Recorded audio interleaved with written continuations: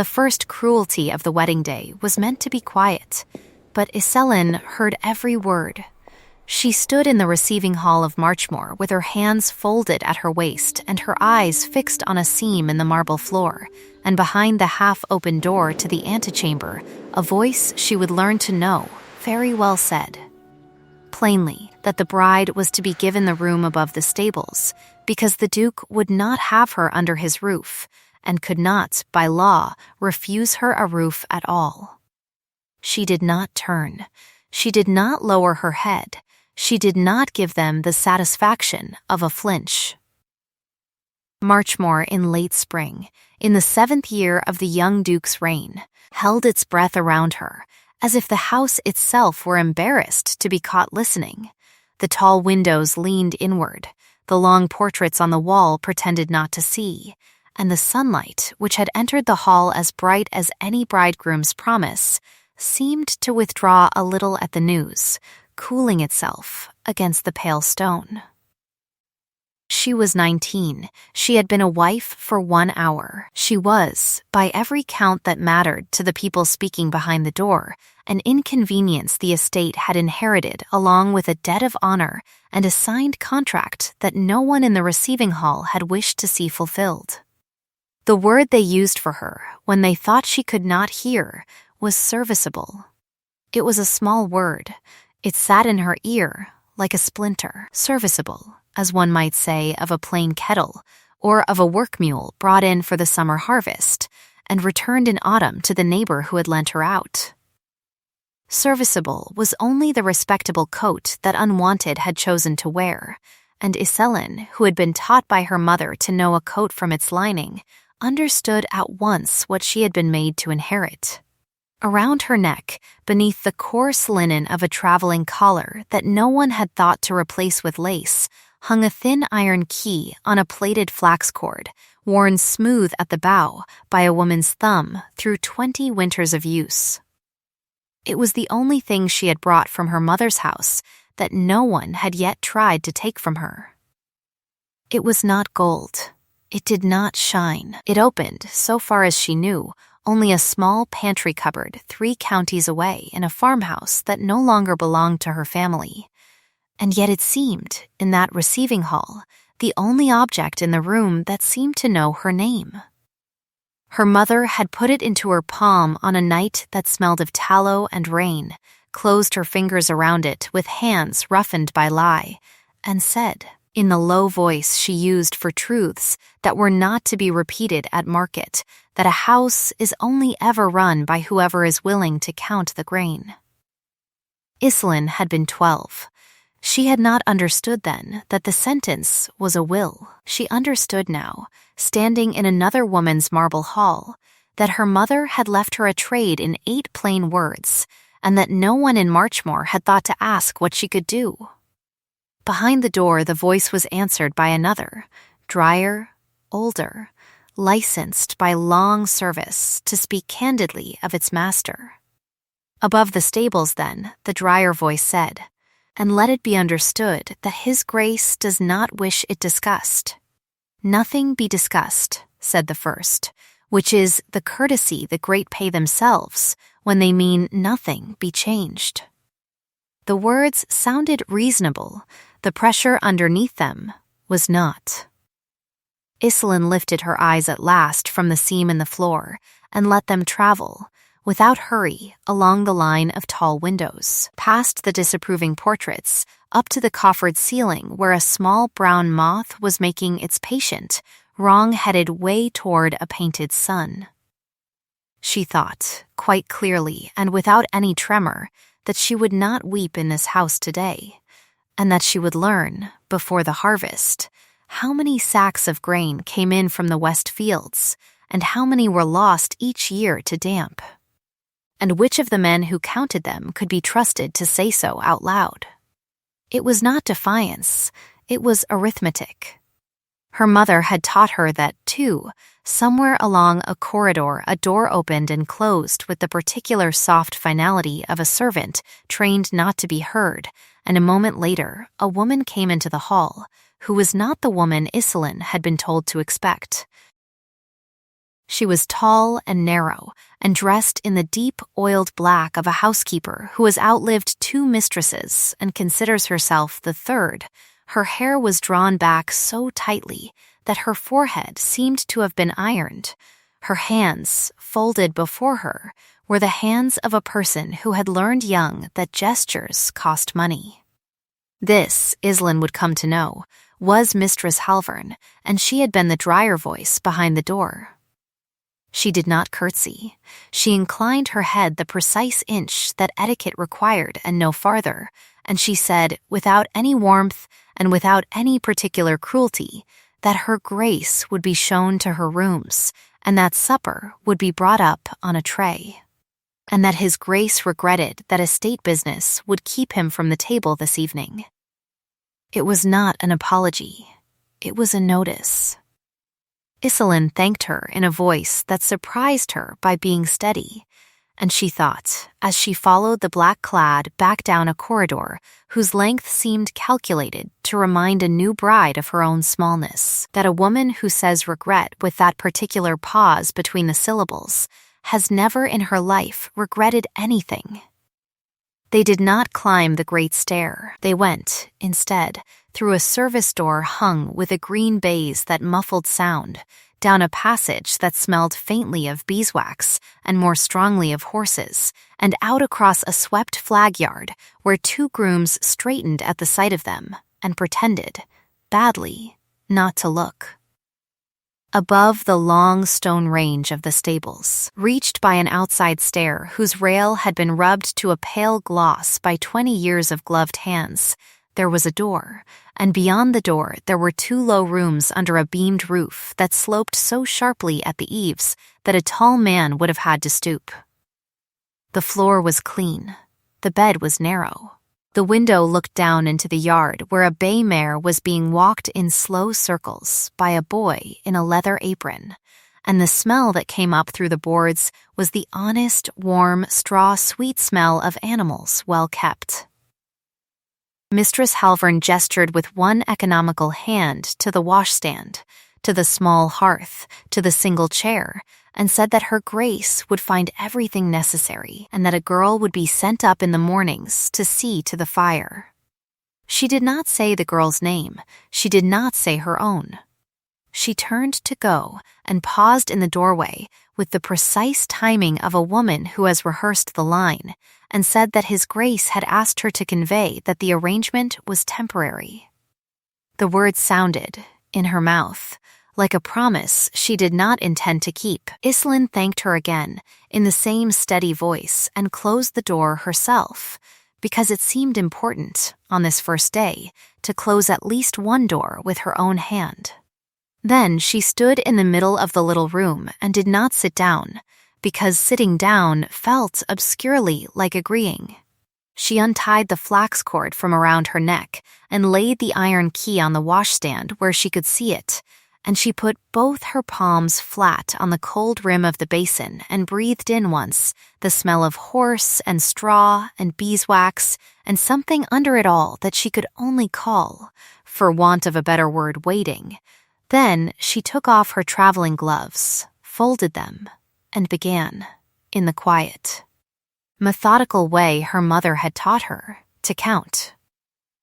She counted the boards of the floor from door to window, which were 11. She counted the panes of the window, which were 6.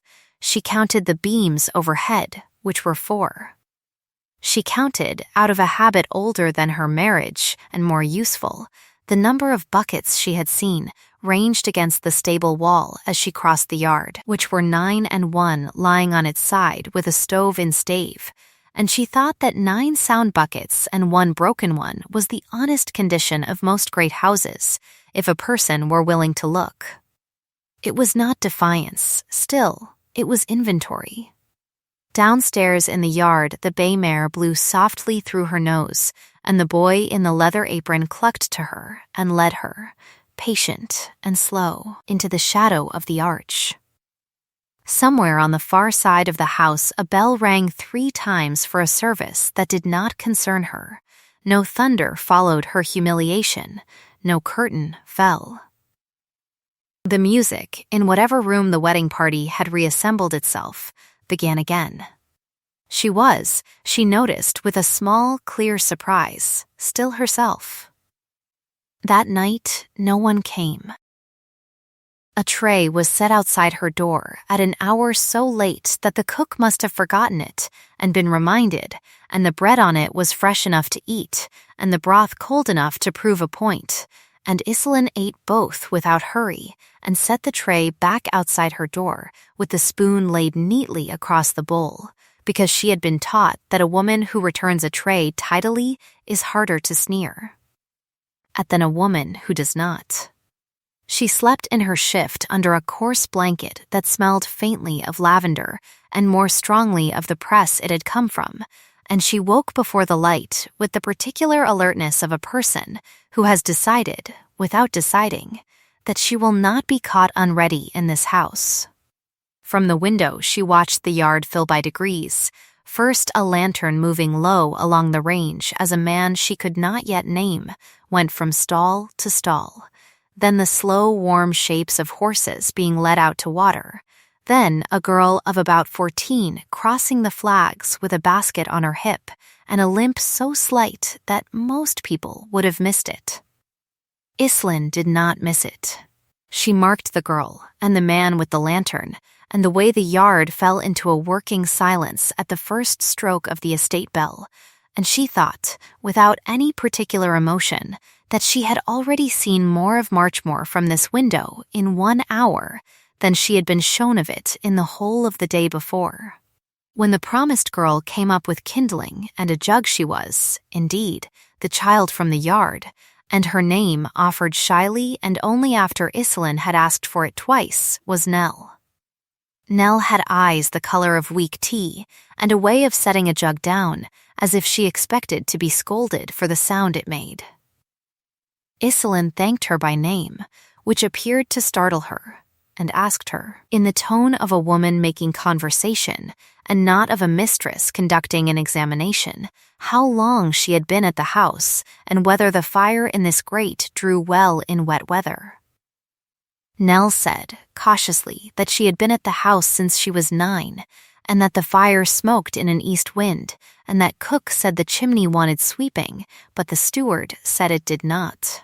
Iselin nodded, as if this were the ordinary small news of any morning, and did not write anything down, because she had already learned in her mother's kitchen that a woman who is seen to write is a woman who is thought to be storing up grievances. But she remembered. East wind. Cook, steward, chimney, Nell. It was the beginning of an inventory that would, before the harvest, run to several hundred entries and be kept nowhere but behind her eyes. She was, that first morning, invited nowhere. She waited a decent hour after the bell that she guessed to be breakfast, and then she put on the plainer of her 2 traveling gowns, and she went down the outside stair and across the flag yard and in through the green baize door as if she had every right, which, in point of law if not of feeling, she had.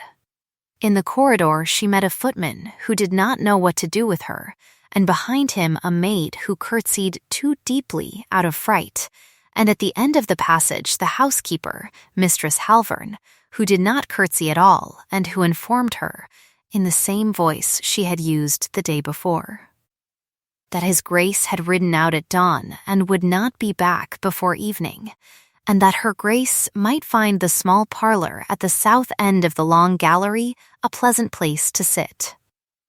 The small parlor at the south end of the long gallery was, Iselin discovered, a room in which no one ever sat. The fire was not lit, the shutters were half closed, and a fine cool dust lay on the harpsichord. It was a room to which unwanted things were sent to be forgotten. She thanked Mistress Halvern for the suggestion in a voice as even as a plumb line, and she did not go to the small parlor. She went, instead, down the long gallery slowly, with her hands folded before her in the attitude of a woman admiring paintings, and she looked, without appearing to look, at everything, at the run of the floorboards, which sagged a hair's breadth in the middle where a joist had settled at the tall windows on the garden side. 3 of which had panes cracked and puttied, and 1 of which had been mended with a strip of oiled paper, at the tapestries, whose lower hems were dark with the particular grime that collects only where a housemaid has been told not to lift them, because the mistress of the house does not wish to know what is behind. She noted, and did not remark upon, a small dark stain on the parquet outside the library door, which was the exact shape and size of a decanter dropped from waist height. She noted a smell in the linen press at the head of the stair that was not lavender and not mice, and was, if she had had to name it, damp getting into the wall behind. She noted that of the 6 great candlesticks in the state dining room, only 4 had wax in them, and that the 2 empty ones had been placed at the ends of the table where a guest of moderate rank would sit, as if to test whether such a guest would notice. She was, when the housekeeper came upon her again at the far end of the long gallery, apparently examining a portrait of a stern-jawed woman in a stiff ruff, and she said, without turning, that the portrait had been beautifully hung, and that the light on that wall in the afternoon must be very kind to it. Mistress Halvern, whose reply came a half-beat too slowly, agreed that it was. In her tone, Iselin heard, for the first time, a small reluctant note of assessment, as one shopkeeper reassesses another whose coat has proved to be better cut than expected. It was not respect. It was the beginning of a suspicion that respect might, at some future inconvenient date, be required. It was enough for one morning. Iselin returned to her rooms above the stables by the outside stair and closed her door with her own hand, as had already become her habit, and she sat down on the single chair, and she took the iron key from the washstand and turned it once between her fingers, and she said, aloud, because the room was small and the walls were thick and no one was listening, the 8 words her mother had welded into her long before she had understood them: a house is only ever run by whoever is willing to count the grain. Then she took a piece of the coarse paper she had brought in her traveling case, and she did not write down anything she had seen. Because she did not yet trust the room, she wrote, instead, in a hand as small and quiet as a stitched hem, the names of the people whose names she had learned: Halvern, Nell, and, because she had heard it called across the yard by a groom to the man with the lantern, Coran, 3 names. It was a beginning. The Duke did not come to her that day, nor the day after. On the 3rd day she was informed, by a message brought up by Nell and delivered as if the child expected to be blamed for its contents, that His Grace would receive her Grace in the library that evening after supper, at his convenience on a matter of estate. Iselin thanked Nell for the message. She washed her face. She put on the darker of her 2 traveling gowns, the one with the mended cuff, because she had already decided that in this house she would not pretend to a wardrobe she did not possess. She unwound the flax cord from her neck, and after a moment's consideration, wound it back on, and she tucked the iron key inside the collar of her gown where it lay cold and small against her breastbone, because she had also decided that in this house she would carry with her, always, the one thing that knew her name. At the appointed hour she went down. The library at Marchmore was a long room walled in book-backs the color of old wine and lit, that evening, by a single branch of candles on a table at its far end, so that the person seated at the table sat in a small warm island of light, and everything else in the room fell away into a companionable dark. He was already there when she came in. He did not stand. He did not look up at once. He finished, with the deliberate courtesy of a man who has been taught that his time is worth more than another's, the sentence he was writing, and only then did he lay down the pen and rise, and only then did he look at her. The Duke of Marchmore was not what she had been told. She had been told by aunts and by the two women who had dressed her for the ceremony that he was cold, that he was proud, that he was impatient, that he had married her only to satisfy a debt of honor incurred by his late father toward hers, and that he considered the arrangement, in the phrase one of the aunts had used and been sorry for, a decent burial of an inconvenience. What she saw was a tall man of perhaps 30, with dark hair cut severely short, a pale, still face in which the bones did most of the speaking, and eyes of a gray so quiet it was almost gentle, until one noticed that nothing in them moved. He was not cold, exactly. He was banked. She had the strong, absurd, immediate impression of a hearth in which a great fire had been carefully covered for the night, and she thought, with a small internal jolt, that whoever had told her he was proud had not been in a room with him. He said her name. He said it correctly, which surprised her more than it should have, and he said, in a voice that was low and dry and not unkind, that he hoped she had been made comfortable. Iselin said that she had. She did not say above the stables. She did not say the tray had been cold. She said that she had been made comfortable, and she said it in the same steady voice she had used to Mistress Halvern, and she watched, without appearing to watch, the small pause that opened in his face at the sound of it. He gestured her to the chair on the far side of the table. He asked, with the exact formality of a man discharging a duty, whether she required anything for her use that had not been provided. She said, evenly, that she required nothing that had not been provided.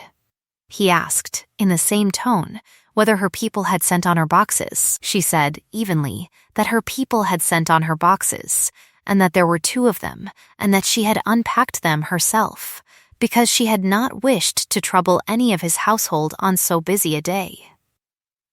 At that he did look at her, properly, for the first time, and something in the banked gray of his eyes shifted the way a coal shifts in a grate when the poker touches it, and he said, after a beat, that he was glad to hear it. It was not a compliment. It was, she understood at once, an acknowledgement. He had heard the sentence beneath the sentence. He knew she had unpacked her own boxes. Because no one had offered to help, he knew she had chosen not to say so. And he had, in the smallest way a man of his standing could, allowed her to know that he knew. She sat very still. She did not smile. She inclined her head the precise inch that etiquette required and no farther, because she had learned that morning, from Mistress Halvern, exactly how much an inch was worth in this house.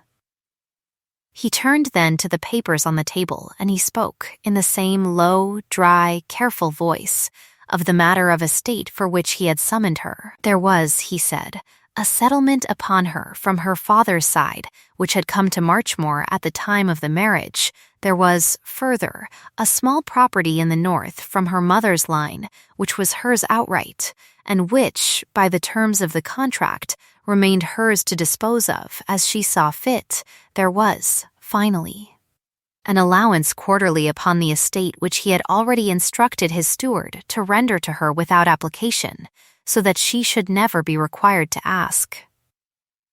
He named the sums. They were not large by the standards of the house. They were, by the standards of any woman who had ever counted grain, a great deal of money. He did not look at her while he spoke of them. He kept his eyes on the paper, which she understood after a moment was a kindness. He was giving her the leisure to have whatever face she needed to have, unwatched, at the naming of numbers. When he had finished, he laid the pen across the paper and looked up at last and said, in a voice that was, if anything, quieter, that he regretted he could not offer her the society of the house on the terms she might have expected, and that the arrangements as they stood were, for reasons he did not intend to trouble her with, what they were. He did not say above the stables. He did not need to. And then, because he had been raised to leave no discourtesy unsoftened and no softening mistaken for a promise, he added that he trusted her stay at Marchmore would be, in its own way, tolerable. Tolerable. It was a smaller word than serviceable and a larger one than kind, and it sat in the room between them like a coin laid down on a counter to be examined. Iselin looked at it. She looked at him. She thought, with perfect clarity and no bitterness, that a man who chooses the word tolerable in preference to the word welcome is a man who is telling the truth about his own house and does not know it. She said, in the steady voice which was, she was beginning to understand, the only voice this house had left her, that she thanked his grace for his frankness, and that she would endeavor to give no cause for regret. It was not submission. It was a contract, offered in the language he had chosen. He heard it. She saw him hear it. Something in the corner of his mouth moved a hair's breadth, not quite toward a smile, not quite away from one, and he inclined his head to her the precise inch that etiquette required, and no farther, and he said good night. She rose. She curtsied. She went out of the library, past the small dark stain on the parquet outside the door, along the long gallery in which the candles had by now been put out, down the corridor smelling of beeswax and, more strongly, of horses, and up the outside stair to her 2 low rooms above the stables, and she closed her door with her own hand. Only then did she sit down. Only then did she take the iron key out from beneath her collar and hold it in her closed fist against her breastbone until the metal warmed. She did not cry. She had already promised herself, on the day of her arrival, that she would not cry in this house, and she had learned very young that a promise made to oneself is the only kind that cannot be broken by anyone else. But she permitted herself, in the privacy of the little room whose floorboards she had counted and whose beams she had numbered, one small, hard, honest thought, and the thought was this: he was not the enemy. The house was. And a house could be counted. The days that followed took the shape days take when a person has decided that they will not be wasted. Iselin rose early, ate what was brought to her without complaint, and by mid-morning had found some plausible reason to be in a part of the house where she had not yet been. She learned, in the first week, the names of the 4 housemaids, the 2 laundry women, the cook and her undercook, the still-room maid, the 2 footmen who resented her, and the 3rd who did not. The estate carpenter who came in on Wednesdays, and the head groom, Koran, who had been the man with the lantern, and who, on the 3rd morning, when she had come down into the yard at an hour no lady was expected, had looked at her once, very steadily, and touched his cap and said, "Good morning, Your Grace," in a voice that gave nothing away and conceded nothing, and yet, she felt, did not lie. She learned in the 2nd week that the West Field had been under-drained for 3 years, and that the tenant who farmed it had said so twice, and been told by the steward that the estate had no funds for such work at present, and she learned that at the same time the steward had ordered new liveries for the stable staff, which the stable staff had not asked for and did not want. She learned that the linen press at the head of the stair was indeed damp in the wall behind, and that the still-room maid had been buying twice the quantity of beeswax the still-room could possibly use, and that a certain quantity of that beeswax was leaving the house by a back door on market days in the company of the still-room maid's cousin. She learned these things not by asking questions which would have alarmed the house, but by being present, quietly and without comment, in kitchens and passageways and yards at hours when the people who worked in them had forgotten to be careful, and by remembering, afterwards, in the little room above the stables, everything she had seen. She wrote nothing down. She kept it all in the inventory behind her eyes, ordered by room and by name and by the small persistent question her mother had taught her to ask of every household, which was, who benefits? In the third week, she was noticed. It was, at first, a small noticing, and it did not come from the Duke.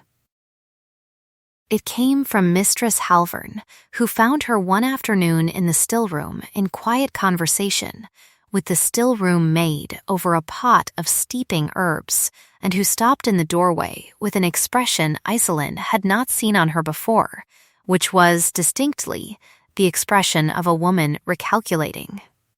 "Her Grace," said Mistress Halvern, after a pause that was a hair too long, "was very good to take an interest." Iselin, who had been shown by the still room, made the correct proportion of rosemary to vinegar for a certain kind of floor wash, and who had, in return, admired the still room maid's judgment aloud in a voice pitched to be overheard, said, evenly, that she found the household arts a great comfort, and that she had been taught them by her mother, and that she hoped it was not an imposition to learn how such things were done at Marchmoor. Mistress Halvern said that it was not an imposition. She said it in a tone that meant that it was. And she stood in the doorway a beat longer than was necessary, watching, and then withdrew without a curtsy, and Iselin, without turning her head, felt the still room maid's shoulders drop half an inch in the small, unmistakable relief of a servant who has been protected from a scolding by the presence of a witness. It was, Iselin thought, a very small thing. It was also, she understood, the first payment on an account that would, in time, run to a great many entries. That evening, the message came again, brought this time not by Nell, but by Mistress Halvern herself in person, that His Grace would receive her Grace in the library after supper on a matter of estate. Iselin thanked her. She washed her face.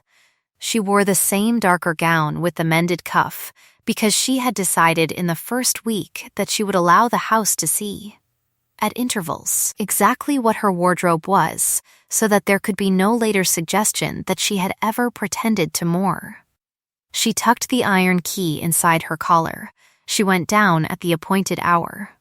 He was at the table again, in the small warm island of candlelight, and he rose this time as she came in, which was new, and he waited until she had taken her seat before he took his own, which was also new, and he said, with the same low dry courtesy as before, that he hoped she had been made comfortable. Iselin said, evenly, that she had. She watched him fold his hands on the paper before him.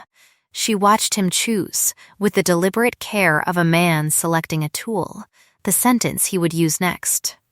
He said, at last, that it had been brought to his attention that her Grace had been in the still room that afternoon, and that her Grace had been in the kitchens on Tuesday, and in the linen press on the day before that, and that her Grace had been observed, on more than one occasion, in the yard at hours before the household considered itself awake.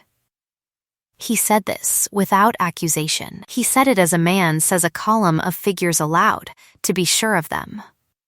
Iselin, whose hands were folded in her lap and whose heartbeat had not, so far as she could tell from within, changed at all, said, evenly, that she had. He waited. He did not fill the silence. She understood then that he was giving her the leisure to say more, if she wished to, and that he would not press her if she did not, and that the shape of what she said next would decide, in a way she could not yet fully see, the shape of the months to come. She thought, briefly, of her mother's hands on hers on a night that had smelled of tallow and rain.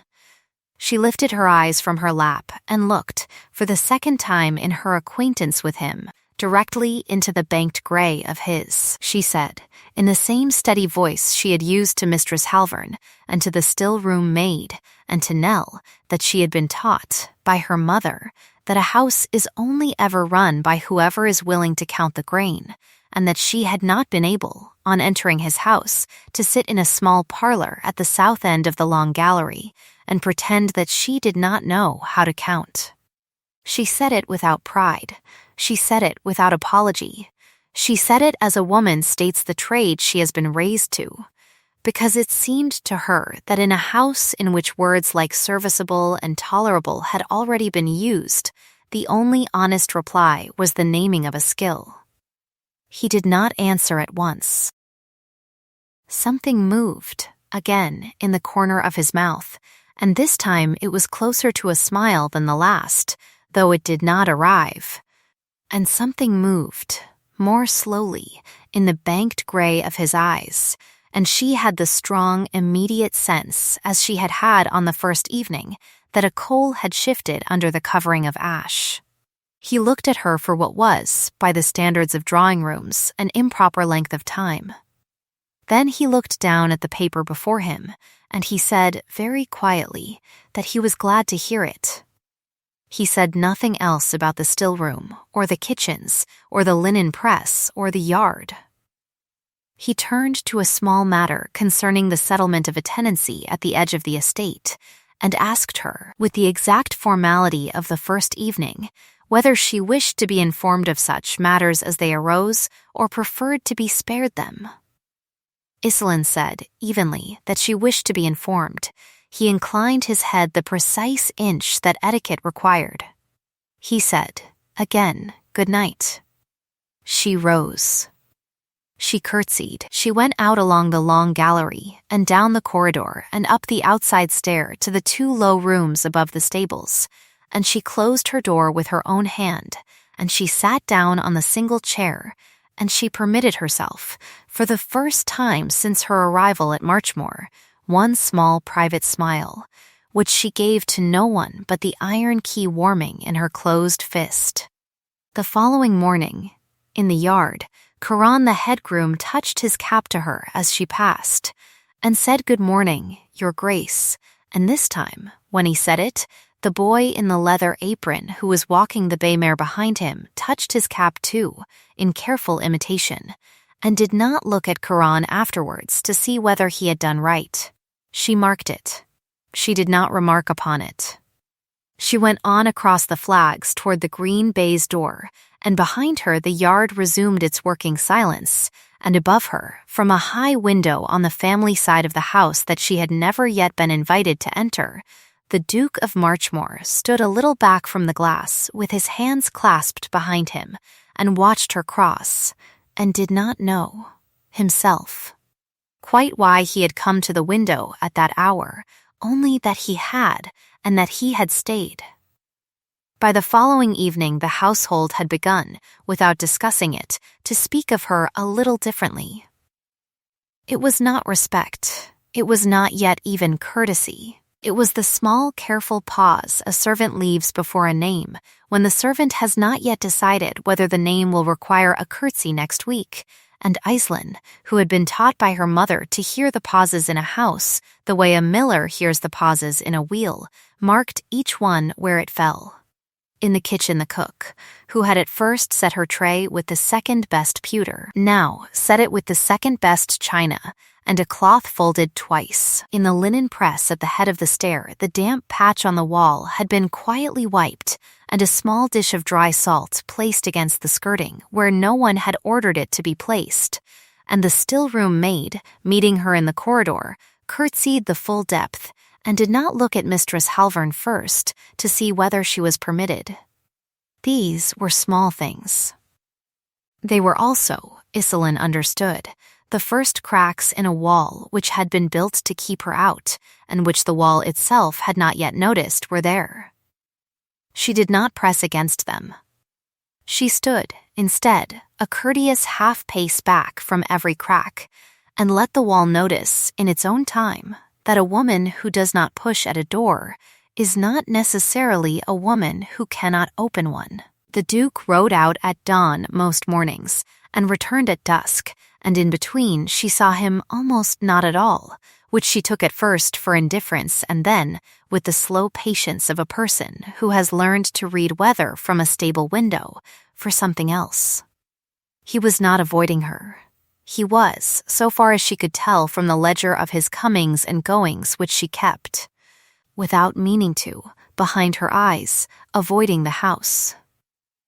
She had watched him cross the yard on the fourth morning, in a coat that had been mended at the elbow with a stitch too neat for a valet, and she had thought, without any particular emotion, that a man who mends his own coat in a house of 40 servants is a man who does not trust his own household to touch his things.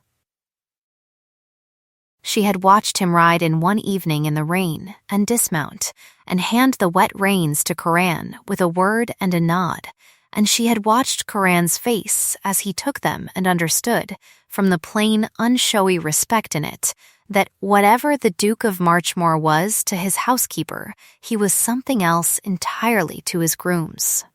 She wrote nothing down. She added it to the inventory behind her eyes, ordered now not only by room and by name and by the question who benefits, but by a second question she had begun, quietly, to ask, which was, who is loyal to him for cause?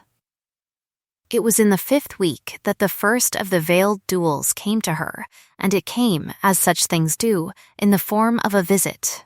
A carriage arrived one afternoon at the front sweep, with a crest upon the door that Mistress Halvern's back straightened at the sight of, and out of it stepped a lady of perhaps 25 in a traveling dress the color of clotted cream, with lace at the wrists that had not been mended by any hand in this or any other lifetime. And after her a gentleman of about her own age, with a laugh that arrived a beat before whatever had been said to occasion it. This, Iselin was informed by a footman whose eyes did not quite meet hers, was the Lady Serena Marchmore, a cousin of his Grace by his late mother's side, and her brother, the Honourable Cassian, and they had come, as they came every year at this season, to stay a fortnight. They had not, the footman did not need to add, been informed that his Grace had married. Iselin received them in the long gallery, because Mistress Halvern, with a small tight expression Iselin was beginning to enjoy, had discovered at the last possible moment that the state drawing-room had not been aired, and Iselin, who had been in the state drawing-room herself 2 days before, and had found it perfectly aired, said nothing at all, and went down to the gallery in the same darker gown, with the mended cuff and the iron key inside her collar, and her hands folded at her waist. Lady Serena came into the gallery first. She was beautiful in the particular way that women are beautiful who have been told so since infancy and have arranged their faces accordingly, and she crossed the parquet with the small, quick steps of a person who has been taught that a lady never appears to hurry and never appears to arrive, and she stopped 3 paces from Iselin and looked at her, from the hem of her gown up to the plain coil of her hair, in one unbroken sweep, and she smiled. The smile was very pretty. The pressure underneath it was not. "My dear," said Lady Serena, in a voice as bright and clear as a struck glass, "we had no idea. We had absolutely no idea. Do forgive us for descending upon you in such a state. We would have sent word, only nobody, absolutely nobody, thought to tell us, and here you are, all quietly settled. How useful of you to have made yourself at home already." Useful. It was not the first time the word had been used of her in this house, and Iselin, whose face did not move, marked its return with a small inward stillness. She said evenly that Lady Serena was very welcome, and that she hoped her journey had been easy, and that she trusted her rooms would be found in order, since Mistress Halvern kept the house to a standard she herself had had nothing but occasion to admire. It was a courteous line. It was also, she saw at once, a costly one. Because Lady Serena's smile flickered a hair's breadth at the naming of Mistress Halvern as her authority, and Mistress Halvern, who was standing at the doorway with her hands folded before her, felt the flicker, and did not, for the first time in Iselin's short acquaintance with her, know precisely what expression to arrange her face into. The Honourable Cassian, coming in behind his sister, laughed at nothing in particular, and said, in a voice pitch to be heard the full length of the gallery, that he had always said Marchmore needed a woman's touch, and here at last was one, and how delightful it was to find her so, and here he paused with the pretty helplessness of a man who has never in his life been at a loss and enjoys, pretending to be so serviceable. There it was, the word, brought out from behind the door where it had first been used of her, laid down between them on the parquet like a coin. Iselin looked at it. She looked at him. She said, evenly, that she was glad to be of use, and that his grace had been kindness itself, and that she hoped Mr. Cassian would find the shooting good this year. It was a helpful line. It was also, she saw at once by the small pinched moment in his laugh, an indicting one, because a man who has come to a house to be entertained does not like to be reminded that he has come to a house to shoot. Lady Serena recovered first.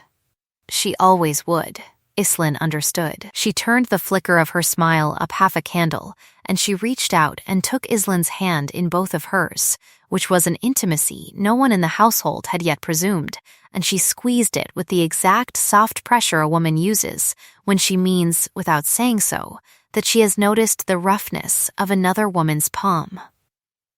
"My dear," she said again, warmly, "we shall be such friends. I can see it already. You must tell me absolutely everything about yourself. Where did dear Alaric find you?" The Duke's name, spoken aloud for the first time in Islin's hearing in his own house, sat between them a moment like a struck bell. Alaric, she had known it. She had signed it on the marriage papers. She had never yet used it, not aloud, not in her own head, because it had seemed to her, in the 2 low rooms above the stables, that a woman who calls a man by his given name in her private thoughts before he has offered it in his own voice is a woman who is making a promise to herself that she has no right to make. She kept her hand where it was. She did not withdraw it. She said evenly that his grace and her late father had been known to one another, and that the marriage had been long arranged, and that she was very grateful to be at Marchmore. 3 sentences, each perfectly true, arranged in an order that revealed nothing. Lady Serena's eyes moved, quick and bright, across her face, and Iselin felt herself weighed, in that moment, as precisely as any market woman weighs a hand of grain. Then Lady Serena smiled again, and released her hand, and said that of course she was very grateful, and of course she was, and turned to Mistress Halvern and asked for tea to be brought to the state drawing-room, since surely it was aired by now, and Mistress Halvern, whose face had gone the color of a well-scrubbed step, said that it was, and led them away. Iselin did not follow at once. She stood in the long gallery a moment, with her hands folded at her waist, and her eyes on the stern-jawed woman in the stiff ruff, and she thought, quite clearly, that the fortnight ahead would cost her something, and that whatever it cost her, she would pay in the same coin she had been paying since the first day, which was composure. She did not go to the state drawing-room. She went, instead, up the outside stair to her 2 low rooms, and she took the iron key out of her collar and laid it in her palm and closed her fingers on it, and she said, aloud, in the quiet, the 8 welded words, "A house is only ever run by whoever is willing to count the grain." Then she went back down. She was in the state drawing-room within a quarter of an hour, and she poured the tea herself with hands that did not shake, and she listened to Lady Serena for the next hour and 40 minutes with a face as smooth and cool as a plumb line, and she did not, once, refuse to pour a second cup for a person who had asked for one only to see whether she would. That evening at supper, the Duke was at the table. He had not, so far as Iselin knew, sat at that table since the day of the wedding, and the state dining-room, which had greeted her on her first walk through the house, with 2 empty candlesticks at the ends, was tonight lit at every socket, and the pewter was the best, and the linen had been ironed with a heat that had left the folds sharp as a knife's back. He rose as she came in. He did not smile. He inclined his head to her the precise inch that etiquette required, and no farther, and he did not, she noticed, incline it at all to his cousin's. He gestured her to the chair at his right hand. It was, in a house in which she had been housed above the stables, a very loud sentence spoken in a very quiet voice. Lady Serena's face did not move. That, too, was a very loud sentence. They sat. Supper began. It was, on the surface, a supper. Underneath the surface it was, Iselin understood at once, an interrogation dressed as pleasantry, and she settled into it with the small internal composure of a woman who has been told the rules of a game she did not choose to play. Lady Serena asked her, with the pretty helplessness she had used in the gallery, whether she rode. Iselin said evenly that she had ridden as a girl and would be glad to do so again if His Grace could spare a mount. The Duke, without looking up from his plate, said that a mount would be found for her Grace by morning. Lady Serena asked, with a laugh, whether she played. Iselin said evenly that she had been taught the harpsichord and that she feared she was long out of practice. Lady Serena said that of course she was, and that they must open the instrument in the small parlor at the south end of the long gallery so that Iselin could try her hand, and that she was sure Iselin would be charming. Absolutely charming. Iselin said that she thanked her, and that she would be glad to try, and that she had heard the small parlor was very pleasant at that end of the day. She did not say that the instrument in the small parlor had a fine, cool dust on it, and had not been tuned in 3 years, which she knew because she had asked the still-room maid, whose brother tuned instruments in the neighboring county and had once been engaged, and paid, to tune this one, and had never been called back. She did not need to say it.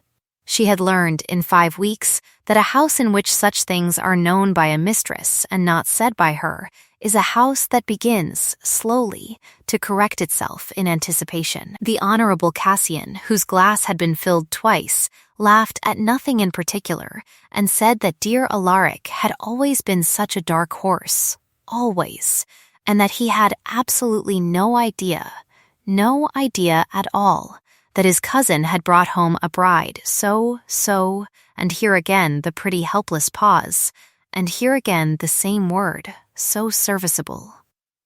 The word landed. It was meant to. Iselin, whose glass had been filled once and whose hand had not touched it, looked up at last and let her eyes rest for a beat on the Honorable Cassian's face. She said evenly that Mr. Cassian was very kind. She said evenly that a lady must be useful where she finds herself, since a lady who is not is only an ornament, and ornaments, however pretty, gather dust when the small parlor is not opened. She said evenly that she was glad to have been of use already, in her own quiet way, since it had been brought to her attention that Marchmore was such a great house that a great many small things might, without a mistress present to notice them, be overlooked. 3 sentences, each perfectly courteous, arranged in an order that indicted him. He heard it. His sister heard it. Mistress Halvern, standing at the sideboard with the wine, heard it, and her hand on the neck of the decanter went, for the first time in Iselin's acquaintance with her, a hair's breadth still. The Duke, at the head of the table, did not look up from his plate at once. He cut a small, precise portion from the fish before him, and he laid down his knife, and he lifted his eyes, and he looked at Iselin. His face did not move. But something in the banked gray of his eyes, which Iselin had by now watched from the far side of a candle-lit table, and from a high window with her back to it, and from the middle of a receiving hall in which she had been called serviceable, shifted the exact hair's breadth that a coal shifts when the poker is set to it. And he said, In the low, dry, courteous voice that she was beginning to understand was the voice he used when he was, in fact, most present, that her grace was quite right, and that he was obliged to her for the observation, and that he trusted his cousins would find their own visit at Marchmoor entirely free of any such small oversight. It was not a rebuke. It was a shield placed in full view of the room between his wife and his cousins, and Iselin, whose face did not move, felt the weight of it settle across her shoulders like a shawl, and did not, for the space of one breath, know quite what to do with the warmth of it. Lady Serena's smile did not falter. It did not need to. She turned her head a hair to look at the Duke, and she said, very sweetly, that of course, and that it was so delightful to see dear Alaric so attentive to his bride, so present, when everyone had said, that he would be entirely absorbed by estate matters, and would have no time at all for such small domestic pleasures. Everyone.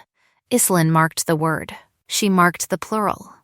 She marked the small, precise, unmistakable pressure with which Lady Serena had laid it down, and she understood at once that the fortnight would not, in fact, cost her only composure.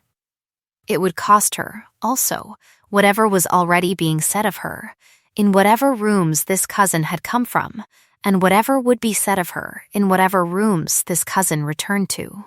And she understood, with the same small, clear surprise she had felt on her first evening in the little room above the stables, that the wall she had been quietly reading for 5 weeks was only one wall of a much larger house. The Duke did not answer his cousin. He turned his eyes back to his plate, and he cut another small, precise portion from the fish, and the silence at the head of the table lasted exactly the length of time required to inform Lady Serena that her sentence had been heard, weighed, and set aside, and no longer. It was, Iselin thought, the first act of precise public defense of her he had made. It would not be the last. That night, above the stables, she did not sit down at once. She stood at the window in her shift with the flax cord in her hand and the iron key cold against her palm, and she watched the yard fill slowly with moonlight, and she thought, without any particular emotion, that a woman who has been shielded once in public by a man who does not smile is a woman who must be very careful, from that night forward, of what she permits herself to feel. She did not permit herself to feel it. She permitted herself, instead, a single somatic beat, which was a slow breath drawn in through the nose and released, unhurried, through the mouth. And then she put the flax cord back around her neck and lay down on the narrow bed and slept the clean, hard sleep of a person who has finished a day's work honestly. The fortnight of the visit past, Lady Serena did not go away empty-handed. She took with her, in the pretty cream-colored trunks that were loaded into the carriage at dawn on the 15th day, a great many observations about the new Duchess of Marchmoor, all of them true in the letter and false in the weight, and she scattered them, as Iselin had known she would, across every drawing-room within a day's ride of Marchmoor, and a great many that lay farther. It was said, by the middle of the 6th week, that the new Duchess was very quiet. It was said that she was very plain.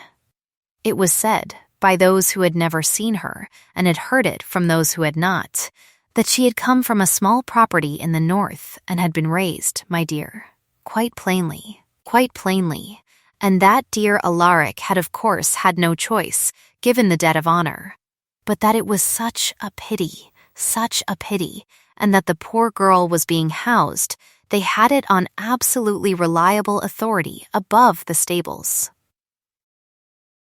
It was said in some rooms with pity, and in others with pleasure, and in one or two with a small careful malice, which Iselin, who did not hear any of it, would have recognized, if she had, as the particular malice of women who had themselves once hoped to be duchesses.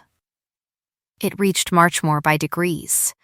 It reached it in the letters of neighbors declining invitations that had never been offered, in the tone of tenants at the gate on rent days, in the small, unsteady eyes of a curate who came up from the village to pay his respects and who could not, quite, meet hers. It reached the Duke, Iselin understood, in ways she did not see. He said nothing to her of it.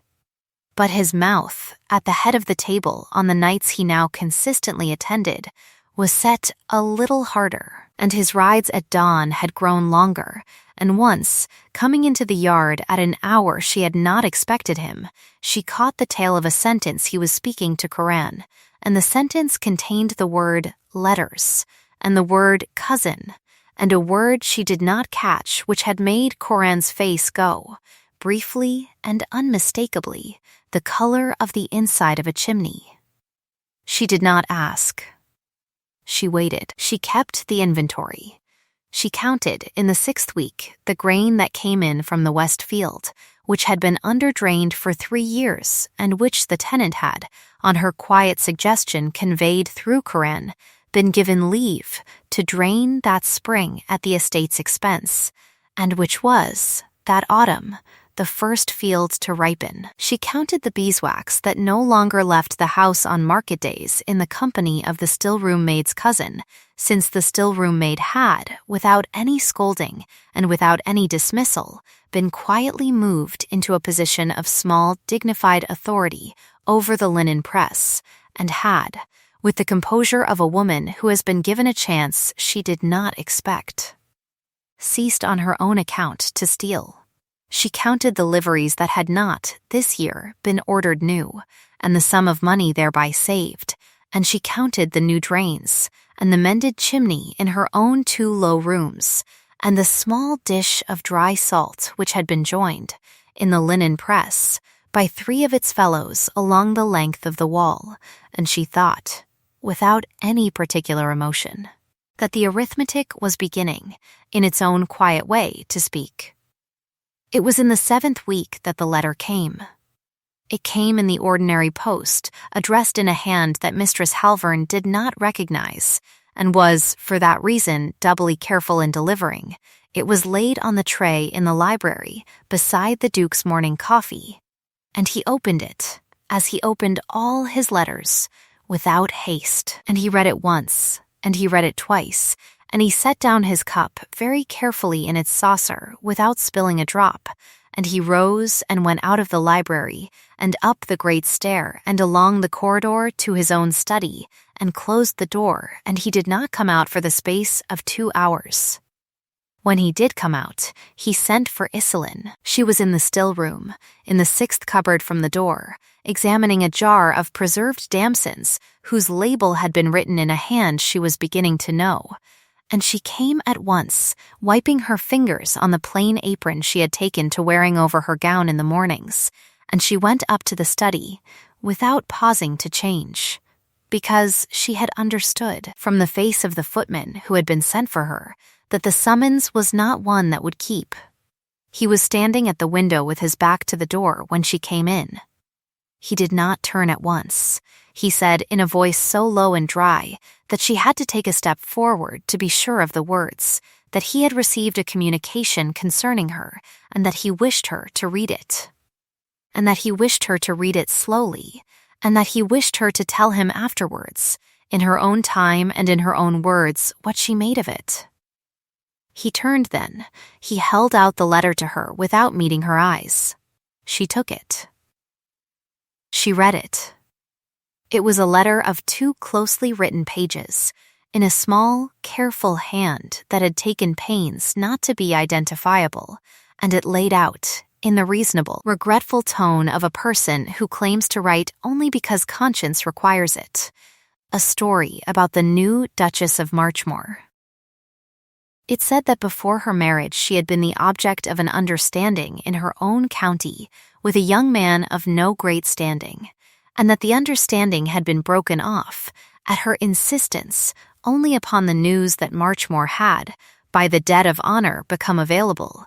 It said that letters had passed between her and this young man since her marriage. Delivered by a servant at the back gate of the estate, it named a date in the previous month on which such a letter had been received by her. It named a phrase which the writer claimed had been used in it, a phrase of the kind that a woman does not use to a man who is not her husband, and it appended in evidence a small folded sheet in a hand which the letter claimed was hers. Iselin read it through once. She read it through a second time, more slowly, as he had asked. She unfolded the small sheet in evidence and read that too. Then she laid all 3 pages down on the desk between them, side by side, and she stood a moment with her hands folded at her waist and her eyes on the top sheet, and she felt, quite clearly and without any tremor, the particular cold that comes into a person's fingers when the world has just told her, without raising its voice, that it means to end her. She did not raise hers. She said evenly that the letter was a forgery. She said evenly that she had never been the object of an understanding of the kind described, and that she had received no letter at any gate of the estate on the date named, and that the phrase quoted was not one she had ever used or would use, and that the small sheet appended in evidence was in a hand which resembled her own only in the general shape of the letters, and not at all in the particulars.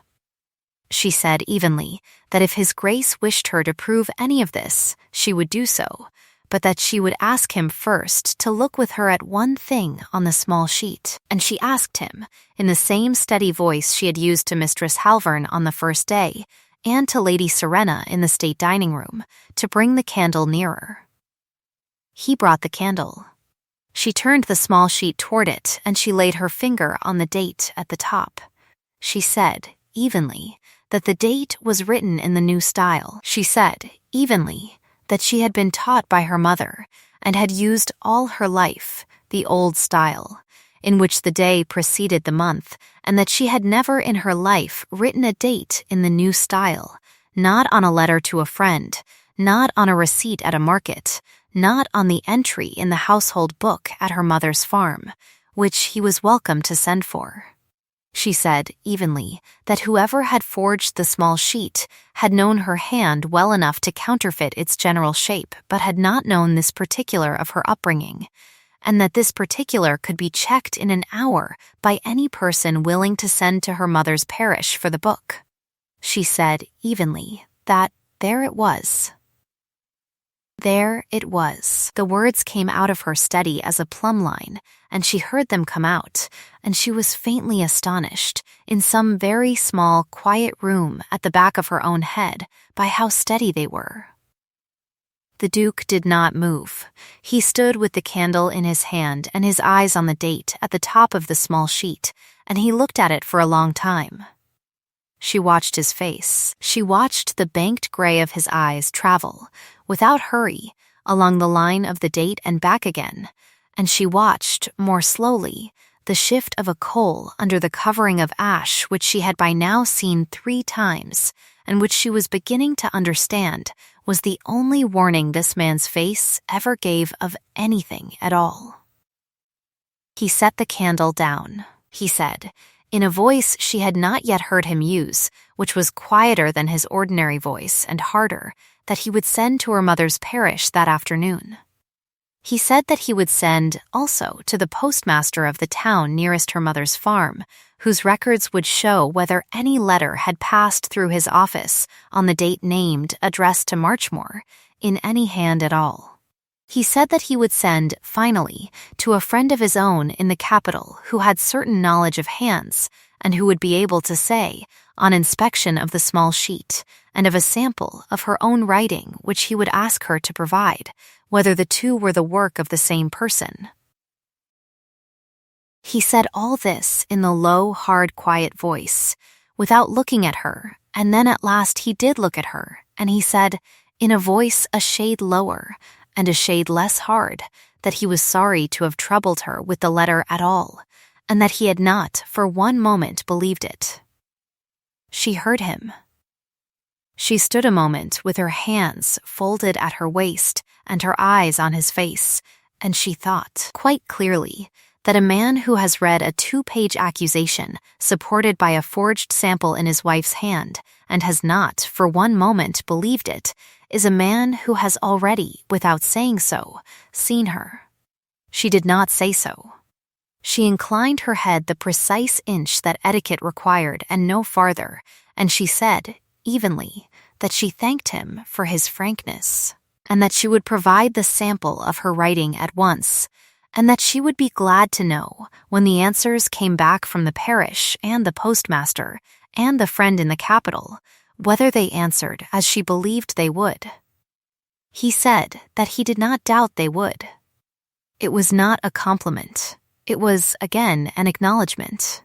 And Iselin, who had lived 7 weeks in this house on the small, careful acknowledgments of a man who did not smile, understood at once that something between them had, in the last quarter of an hour, altered in a way that neither of them would name aloud that day. She went out. She went back down the great stair, which she had for the first time descended by permission and not by trespass, and along the corridor smelling of beeswax and, more strongly, of horses, and up the outside stair to her 2 low rooms, and she closed her door with her own hand, and she sat down at last on the single chair, and she permitted herself, for the space of one long, slow breath, to be afraid. Not of the letter. Not of the friend in the capital. Not of the parish book, which she knew, as she knew the shape of her own name, would answer as she had said it would. She was afraid of the shape of the hand that had written the 2 pages, which she did not know, and of the shape of the mind that had gathered its particulars, which she thought she did, and of the shape of the small, careful malice which had been willing to name a date and a phrase, and a young man of no great standing in order, quite plainly, to end her. It was, she understood, a step past useful. It was a step past serviceable. It was a step past tolerable. It was, at last, a step into a room in which the arithmetic of the house would no longer be sufficient, and she thought, with a small cold clarity that was very like her mother's, that she would have to be, in the weeks that followed, more careful than she had ever been, and also, in one quiet particular way, less. She took the iron key out of her collar and laid it in her palm. She closed her fingers on it. She said, aloud, in the quiet, the 8 welded words, and this time, for the first time since she had come to Marchmoor, she said them not as a private comfort, but as a plain instruction to herself.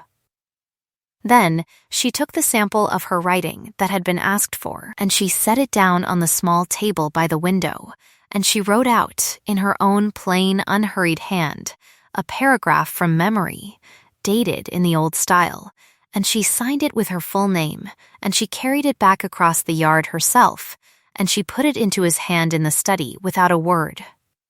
He took it. He looked at her. He said only, "Thank you." She went back to her rooms. The answers came back sooner than she had allowed herself to hope, because the Duke of Marchmoor, when he chose, could move a piece of paper across a country faster than any private person she had ever known. Within 4 days there was a reply from the postmaster of the town nearest her mother's farm, which said, in the flat prose of a public official, that no letter had passed through his office on the date named, addressed to Marchmoor, in any hand at all, and that his books, which he was willing to swear to before any magistrate, would show it. Within 6 days there was a reply from her mother's parish, brought by a rider who had ridden 2 horses into a lather to bring it, and it was accompanied by the household book itself, which the vicar had, at the Duke's request, and upon a note in the Duke's own hand, which Iselin was not shown, but which she suspected had been a very polite one, extracted from her mother's farm and sent on. The book was laid on the desk in the study, and Iselin was brought in, and she and the Duke stood over it together, and they turned the pages, and every date in it, in her mother's hand and in her own, was in the old style, without exception, back to the first entry in the year she had turned 12. Within 9 days, there was a reply from the friend in the capital, a short courteous letter written in a hand that Iselin did not know and would never know, which said in the plain language of a man who had spent his life looking at other men's writing that the sample provided by her grace and the small sheet appended to the accusation were not, in the opinion of the writer, the work of the same person, and that the small sheet showed, in particular, 3 characteristics of a hand attempting to counterfeit another, which he named, and 1 characteristic in the crossing of a certain letter, which he considered, in his own experience, a habit of a hand belonging to a person of a certain county, which he also named, and which was not Iselin's. Iselin, who had been asked to be present when this last letter was read, listened to it in the same steady voice she had used from the first day of her marriage, and when the Duke had folded it and set it down on the desk beside the parish book, she said, evenly, that she was obliged to him for his trouble. He said, in the low, dry, courteous voice, that the trouble had been no trouble. He did not say the name of the county. He did not need to. It was the county from which Lady Serena and the Honorable Cassian had, 7 weeks before, arrived in a carriage the color of clotted cream, and it was the county to which they had, 2 weeks after that, returned, and Iselin, whose face did not move, watched him not say it and understood, with the same small, clear surprise she had felt on her first evening in the little room above the stables. That a man who does not say a name aloud in his own house is a man who is preparing to say it, in his own time, in a room where it will do the most work. It was on the 10th day that the second communication arrived. It was not a letter this time. It was a formal memorandum, in a hand not identical to the first, but sharing certain of its particulars, addressed not to the Duke, but to the trustees of the estate, and it was passed to the Duke, as such things were, within a day of its receipt. It repeated the accusation in the letter, in a colder and more considered form, and it added to it a demand, framed in the careful language of concern for the standing of the house, that His Grace consider whether the marriage might not be, upon the discovery of such circumstances, subject to formal question, and whether the settlements and the standing of any issue might not, in that event, require to be reconsidered. It was, Iselin understood at once when it was read to her in the study, no longer a matter of gossip in drawing rooms and letters to neighbors. It was a matter now of the standing of the house and of the future, and it had been arranged, quite plainly, to be understood as such. The Duke, when he had finished reading it aloud, laid it down beside the parish book and the letter from the capital, and he stood a moment with his hands at his sides and his eyes on the papers, and he said, in a voice quieter and harder than the one he had used at the first accusation, that he would answer this in his own person, and that he would answer it in the presence of the trustees, and that he would answer it, further, at a gathering of the county which he would call for the purpose within the month, and that the answer would be such that no memorandum of the kind would be written of his wife by any hand in this or any other county again. He said this without looking at her. He said it as a man says a column of figures aloud, to be sure of them. Iselin, whose hands were folded at her waist, said, evenly, that she would be guided by His Grace in all things. He looked at her then.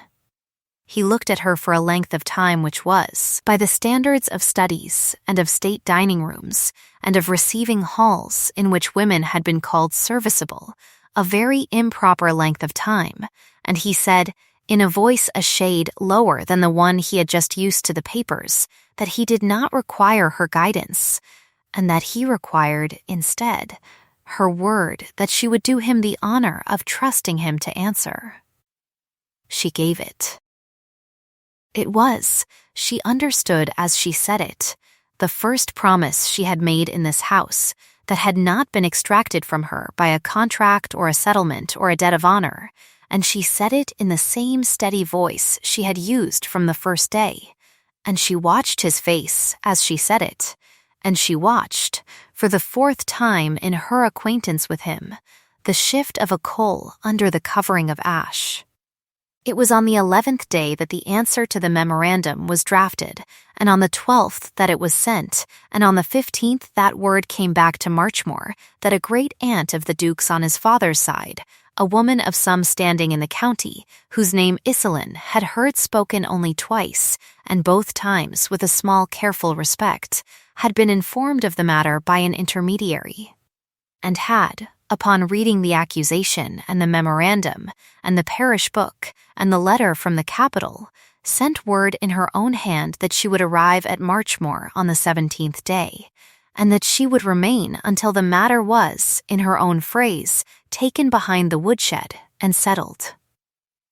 She arrived on the 17th day in a carriage older than Lady Serena's and considerably less clean, and she came into the receiving hall in which Iselin had first heard the words serviceable spoken behind a half-open door, and she looked at Iselin from the door of the hall down the whole length of it, and she crossed the marble in the slow, unhurried steps of a woman who had never in her life apologized for the time she took to arrive anywhere, and she stopped 3 paces from Iselin, and she said, in a voice as dry as a hazel switch, that she had known Iselin's mother when Iselin's mother was a girl, and that Iselin's mother had been the only woman of her acquaintance who had ever counted a load of grain honestly at a market, and that if any person in this house had troubled her granddaughter-in-law with a memorandum of the kind she had read on the road down, that person was to consider themselves, from this hour, taken behind the woodshed.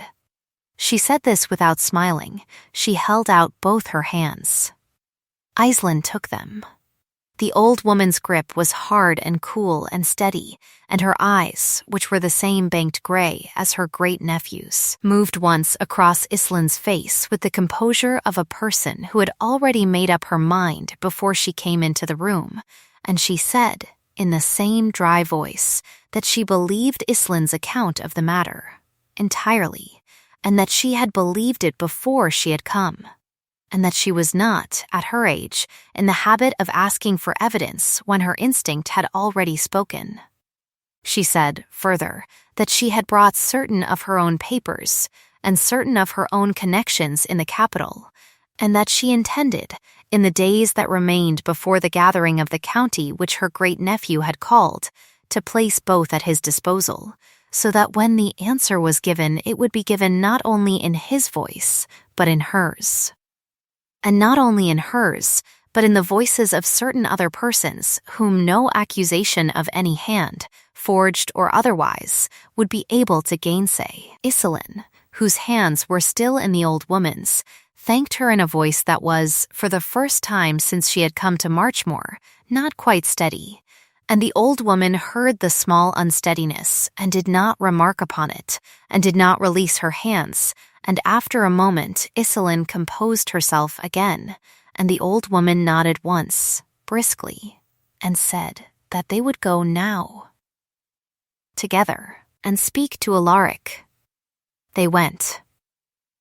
The 3 of them stood in the study over the papers on the desk, and the old woman read the parish book and the letter from the postmaster and the letter from the capital, and she looked at the memorandum and she looked at the first accusation, and she said, at last, in the same dry voice, that the hand of the memorandum and the hand of the small sheet in evidence were not the same hand, but that both had been written by persons acquainted with a third hand, which she named. She named the county. She named a house within it. She named, without any particular emphasis, a pair of cousins by marriage of the Duke's late mother, who had, some years before, come to Marchmore at that season and stayed a fortnight, and Iselin, whose face did not move, understood that the woodshed was, at that moment, being fetched. The Duke, at the head of the desk, did not answer at once. He looked at his great-aunt. He looked at his wife. He looked, last and longest, at the papers on the desk, and then he said, in the low, hard, quiet voice which Iselin had by now heard 3 times and was beginning to understand was the voice he used when he had decided a thing entirely, that the gathering of the county which he had called would take place in 7 days, and that the matter would be laid before it in full, and that the answer would be such that no hand in any county would attempt such a memorandum against his wife again. He said this without looking at Iselin. Then he did look at her. He looked at her across the desk in the low, warm island of light thrown by the branch of candles on the table, and he said, in a voice so quiet she had to lean the smallest possible inch forward to be sure of the words, that he would ask her, before the gathering, for 1 hour of her private time, in a room in which they would not be interrupted, on a matter which was not of estate. Iselin's hands, folded at her waist, did not move. Her face did not move. Something in the very small quiet room at the back of her own head, which had for 7 weeks been counting boards and panes and beams and buckets and sacks of grain, and the pauses in servants' voices before her name, went, for the first time since she had come to Marchmoor, entirely still.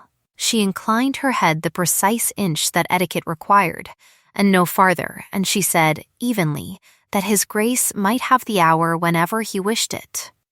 He said, in the same quiet voice, that he wished it on the night before the gathering, and that he would send for her after the house had gone quiet, and that he would ask her to come to him then.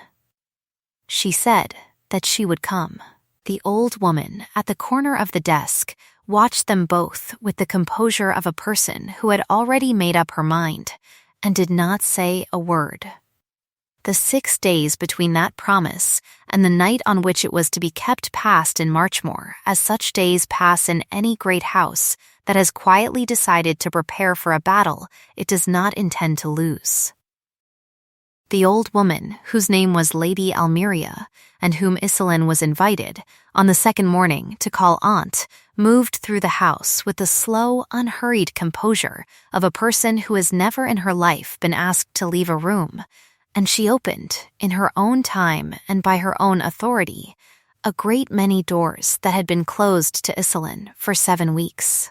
She sat in the state drawing-room in the mornings, with the household book open on her lap and Iselin at her elbow, and she asked, in the dry hazel switch voice, questions of the steward whose answers, on the 3rd morning, began to arrive in a hand a little unsteadier than they had on the 1st, and by the 5th morning the steward himself had asked, in a small, careful voice, whether it might not be time for him to think of retiring to the small property his late wife had left him in the north, and Lady Almeria had said, evenly, that she thought it might. She sat in the afternoons with the tenants at the gate on rent days, and she listened, and she asked no questions at all, and the tenants, who had come prepared to bow to a duke's great-aunt, went away instead, having spoken to a woman who had counted, in her own head as they spoke, every sack of grain they had brought in that year, and who knew, without being told, which of their neighbors had drained a field in the spring and which had not. She sat in the evenings in the library with the Duke and with certain papers she had brought down from the capital in her own trunk. And Iselin, who was not present at these evenings, understood from the quiet in the corridor as she passed the door that what was being arranged in that room was not, in any ordinary sense, a defense. It was, she understood, a redistribution of weight, and the weight in the county from which the memorandum had come was being moved with the slow, deliberate composure of a person who has done such work before and does not, at her age, intend to do it hurriedly. Iselin, for her part, kept the arithmetic. She rose early. She counted the grain that came in from the west field. She noted, without remarking, that the still-room maid, who had for 6 weeks stopped stealing beeswax, had begun on her own account and without being asked, to keep a small tidy ledger of the still-room's stores, and that the ledger, when Iselin asked to see it, was in a hand as small and quiet as a stitched hem, and was accurate to the ounce. She noted that Nell, the girl with the slight limp who had first brought kindling to the little room above the stables, now met her in corridors with a quick straight glance and a curtsy of a full inch deeper than any Mistress Halvern had yet permitted herself. And that Mistress Halvern, whose face had that week gone the color of a step scrubbed too often, had ceased to inform Iselin in the mornings of what his grace was, and was not doing, since it had been made plain by Lady Almeria, in one dry sentence at breakfast on the third day, that her grace was, from that hour forward, to be informed of everything in the house as a matter of course, and that any failure of information was to be considered by all persons concerned as a failure of the house. She noted, also, that in the yard Coran the head groom now touched his cap to her before she reached the flags, and that the boy in the leather apron did the same, and that the two footmen who had first resented her had ceased, quite plainly, to resent her, and that the third, who had not, now made a point of holding open doors half a beat longer than politeness required, as if to offer her, in the only currency he possessed, an apology for the courtesy of his fellows. She noted these things. She did not remark upon them. She kept them in the inventory behind her eyes, ordered by the same two questions her mother had taught her, who benefits, and who is loyal to him for cause, and she understood, by the evening of the 6th day, that both columns had grown longer than she had allowed herself, in the first weeks, to hope. On the night of the 6th day, the weather broke. It had been building for 2 days, a heavy iron-colored sky pressing down on the west field, and a wind rising by degrees in the poplars along the drive, and by the hour after supper the rain had come down in the particular way rain comes down on a great house in a wide country, in long straight rods that struck the gravel of the sweep and the slates of the roof and the flags of the yard with a sound so continuous that it became, after a quarter of an hour, a kind of silence. Iselin, in her 2 low rooms above the stables, sat at the small table by the window with the shutters open a hand's breadth so that she could hear it, and she listened, and she waited, and she did not sew, and she did not read, and she did not, for the space of an hour, permit herself to think about anything except the rain.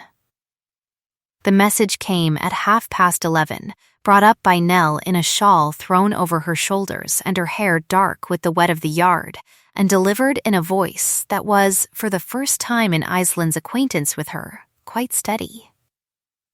His Grace, said Nell, would receive her Grace in the small library at the back of the house, and had asked that she come by the inside stair, and had asked, further, that she come now. Iselin thanked her. She put on the darker of her 2 traveling gowns, the one with the mended cuff which she had worn on every occasion of consequence in this house since the day of her arrival, and she took the iron key out from beneath her collar and held it a moment cold in her palm. And she put it back, and she wound the flax cord once more around her neck, and she went down. The small library at the back of the house was a room she had not before entered. It was smaller than the great library at the front, walled in books the color of dark honey rather than of old wine, and it had a single deep window looking out into a courtyard which the rain, at that hour, had made into a sheet of shifting black water. There was a fire in the grate that had been built up higher than any fire she had yet seen in this house, and a small table drawn near it with 2 chairs, and on the table a decanter and 2 glasses that had not been poured. And beyond the table, at the window, with his back to the door and his hands clasped behind him in the attitude of a man who has been standing at that glass for some time, the Duke of Marchmore. He turned as she came in. He did not smile. He said her name, once, in the low, dry, courteous voice, and he crossed the room the 4 measured paces that separated him from the door, and he did not. When he reached her, take her hand, he stopped 1 pace short of it, and he inclined his head to her the precise inch that etiquette required, and no farther, and he said, evenly, that he thanked her for coming. Islin, whose hands were folded at her waist and whose face did not move, said evenly that His Grace had asked her for an hour and that the hour was his. He heard her. He did not answer at once. He gestured her to one of the chairs at the table, and he waited until she had taken it before he took his own. And he did not, she noticed, sit at his own chair. He stood a moment behind it, with his hand on its back, and he looked at her across the small table in the small warm island of firelight, and he said, in a voice a shade lower than the one he had used at the door, that he had asked her here on a matter which was not of estate, and that he would be obliged to her if she would permit him to speak without interruption, and that when he had finished she might say to him whatever she wished to say, and he would hear it. She said that she would permit him. He nodded once. He came around the chair and sat, and he laid his hands flat on the table between them, and he began. He said, in the low, dry, courteous voice which was, she now understood, the only voice he possessed for the things he cared most about, that he had married her 7 weeks ago for a debt of honor, and that he had housed her, upon her arrival, above the stables, and that he had done so not because he wished her ill, but because he had wished. In the manner of a man who is a coward in one particular way, and a coward only in that way, to keep her at a distance from a house he did not believe was fit to receive her. He said that he had come to that decision on the day the settlement was signed, and that he had made it without consulting her, and that he had informed his housekeeper of it in her hearing, and that he had known, on the morning of the wedding, exactly what she would hear behind the half-open door of the receiving hall, and that he had allowed it to happen. He said this without moving his eyes from her face. He said, further, that on the 3rd evening of her time in this house, he had summoned her to the library on a matter of estate, and had watched her cross the parquet with her hands folded at her waist, and had watched her name spoken correctly by him land in her face without moving it. And that he had understood in that quarter of an hour that he had married a woman whose composure was not the composure of a person who has nothing to feel, but the composure of a person who has decided, quite plainly, to feel it in private. He said that he had gone back up the great stair that night, and had stood at the window of his own study, and had watched her cross the yard by the outside stair to her 2 low rooms, and that he had thought, with the small, cold clarity of a man who has never in his life lied to himself about a ledger, that he had made a mistake that he did not yet know how to correct. He said that he had, from that night, watched her. He said that he had watched her in the still room, and in the linen press, and in the kitchens at hours before the household considered itself awake, and in the yard at dawn when she did not know he was at the high window on the family side of the house. He said that he had watched her on the night his cousins first came to dinner. Take the word serviceable, which had been laid down before her on the parquet as a coin, and lift it and turn it, and set it back down not on herself, but on the man who had spoken it, and that he had understood in that hour that he had married a woman who did not require his defense, but that he intended, from that hour, to offer it anyway. Because he had discovered in himself, quite plainly, a wish to, he said, in a voice which had not risen and did not rise, that he had watched her read the 2-page accusation in his study without a tremor, and that he had watched her lay her finger on a date at the top of a forged sheet and say, evenly, there it is. And that he had understood in that quarter of an hour that he had married a woman whose worth had not been stolen from her by any hand in any county, because no hand in any county was equal to the theft. He said, in the same voice, that he had understood, further, and at last, that he was in love with her. He said the word. He did not soften it. He did not surround it with any of the small courteous cushions with which a man of his standing might have surrounded such a word in such a room. He laid it down between them on the small table, beside the decanter and the 2 unpoured glasses, and he did not take his hands off the table. Iselin, whose hands were folded in her lap and whose face did not move, sat very still. She heard the rain on the courtyard window. She heard the fire, which had been built up too high, settle a coal in the grate. She heard, in the very small quiet room at the back of her own head, which had for 8 weeks kept the inventory of a house, one clear plain sentence which was not her mother's, and not his, and not her own, which said only that she had been seen. He did not stop there. He rose from his chair, in one measured pace, and he came around the table to her side of it, and he did not take her hand. He stopped 2 paces short of it, and he stood, and he said, in a voice a shade lower, that he had not asked her here to be given an answer, and that he had not asked her here to be relieved of the shame of the last 7 weeks, and that he had not asked her here because the gathering of the county in the morning required it. He said, every word placed with the deliberate care of a man setting down a stone in a wall he intends to be still standing in 100 years, that he had not come to her because a debt of honor required it. He said that he had not come to her because the house required it. He said that he had not come to her because his cousins had made it necessary. He said, in the same voice, that he had come to her because he had discovered, in 8 weeks of watching her cross a yard by an outside stair which he had ordered her housed above, that he wished to be, for the rest of a life which he did not, until she came to this house, particularly value the person by whose side she chose to stand.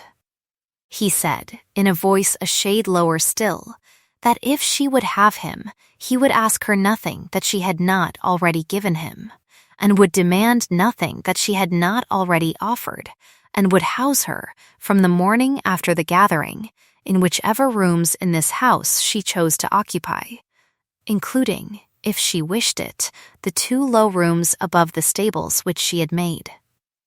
In the manner of a woman who is not afraid of an inventory, into the only rooms in this house he could bear, at present, to enter without shame. He came, then, the last pace. He did not take her hand. He knelt on one knee beside her chair, in the manner of a man who has decided to do the thing correctly because he has already done it, in every other manner that mattered, incorrectly.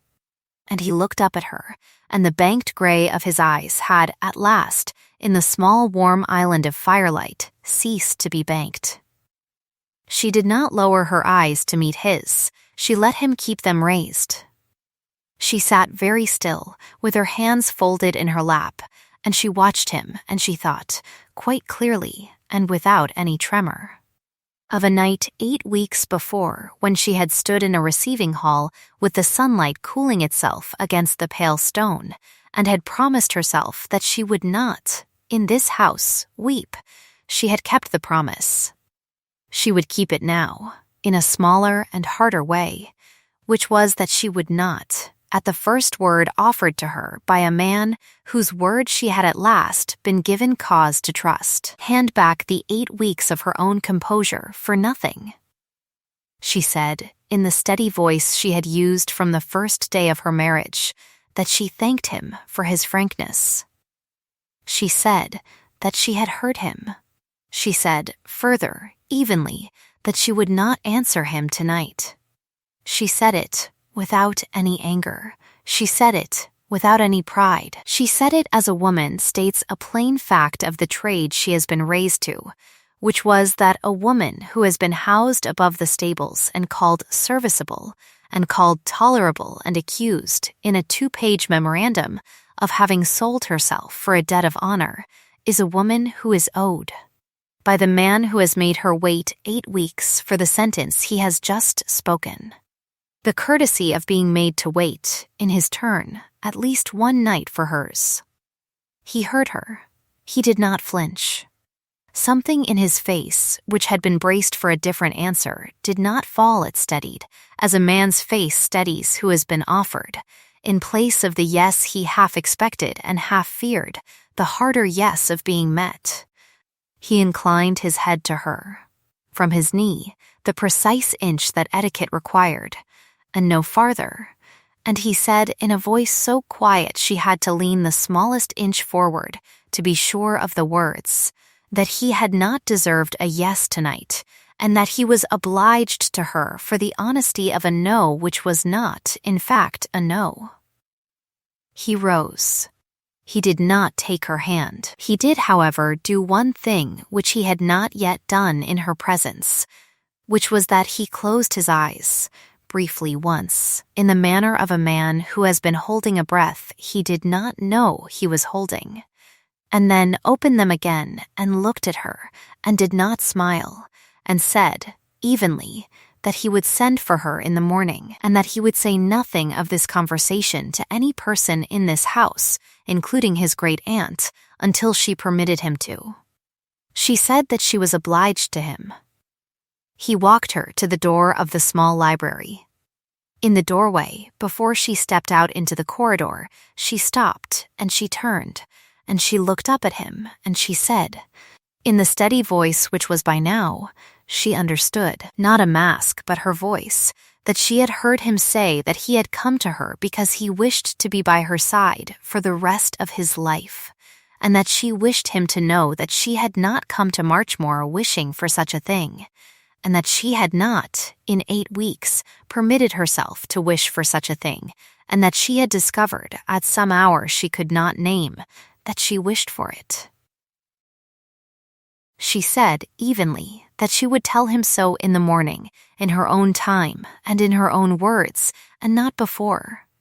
And then she did the one thing she had not, until that moment, allowed herself to do in his presence, which was that she reached out, quite steadily, and took his hand where it hung at his side, and closed her fingers on it once, in a grip as plain and firm as any grip her mother had ever taken of hers, and did not let it go for the space of one long, slow breath, and then did let it go, and did not look back as she went out into the corridor, because she had already, in the closing of her fingers on his, said everything the night required to be said.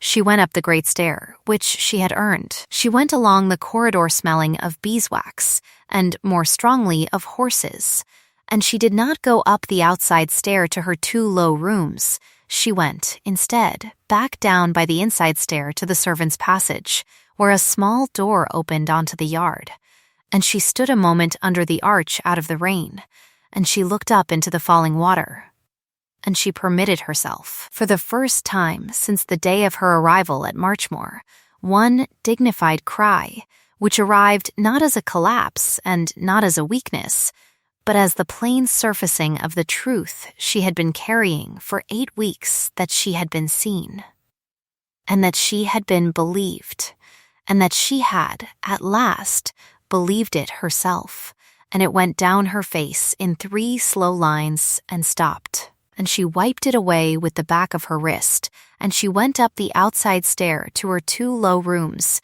and she closed her door with her own hand. She slept the clean, hard sleep of a person who has finished a day's work honestly. The gathering of the county took place the following afternoon. Iselin came down into it in the darker of her 2 traveling gowns, with the mended cuff, and the iron key on its flax cord at her throat worn, for the first time, on the outside of her collar, in plain view, where anyone in the long gallery who cared to look could see the plaited cord and the smooth-worn bow of the small, dark bit of metal against the plain linen of her gown. Lady Almeria, at her elbow, looked at it once, and said nothing, and inclined her head the precise inch that etiquette required, and no farther, and Iselin understood that the old woman had, in her own private ledger, marked the key.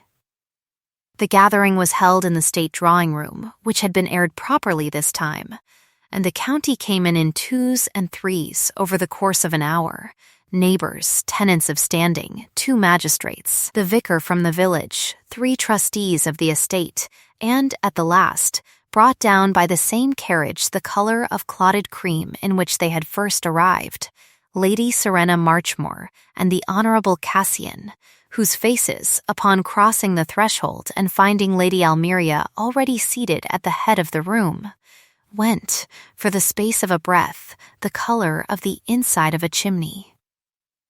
The Duke did not speak at once.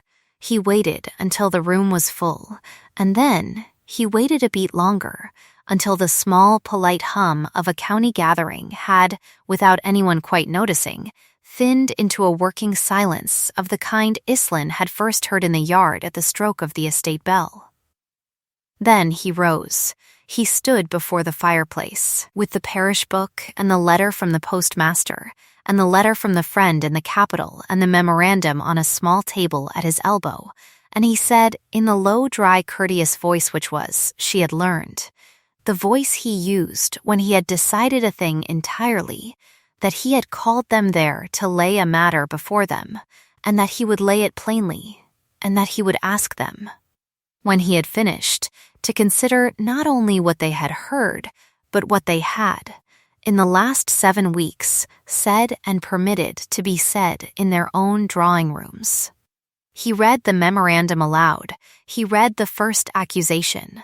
He read the letter from the postmaster. He read the entry from her mother's parish book, and he turned the book upon the small table so that any person who wished to walk up and see the date at the head of the entry in the old style might do so, and 2 of the magistrates and the vicar and 1 of the trustees rose and walked up and looked and sat back down.